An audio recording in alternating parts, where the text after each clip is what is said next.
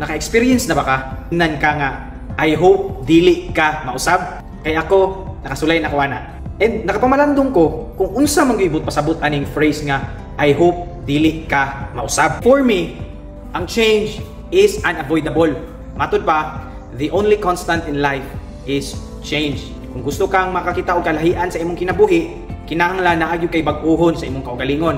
Una, ang imong mindset, and also ang imong daily habits. There are some people that would say nga, nausab naman si Kuan, uy, lahi naman siya. Pero kabalo ka, ang tinuod jud ana, ang wala gyud nausab kay sila, kay wala sila makasabay sa imuhang kausaban. Kay nagpabilin sila sa ilang old mindset, old behavior, and old lifestyle and old habits. Kay sa una, parehara mo dalan nga giagian, pero karon miliko ka, ug milatas ka, ug lain nga agianan.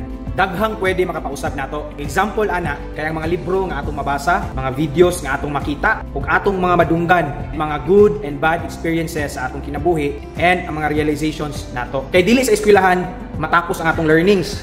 Ang tunay nga away sa kinabuhi kay nighuman nimo og eskwela. Kay duha ray possibility nimo ana nga may tabo nimo, either improve ka or mas stagnant ka. Mo nang usahay na kay kaila, una makita nimo karon, makaingon ka nga, lo, lahi na lagi si Kuano. Wala ka naman kay wala taga sunod-sunod niya. Di ta maka-judge niya kay wala ta kabalo kung unsa iyang gibasa ug unsa ang iyang mga nadunggan. Pwede mausab ang tawo anytime.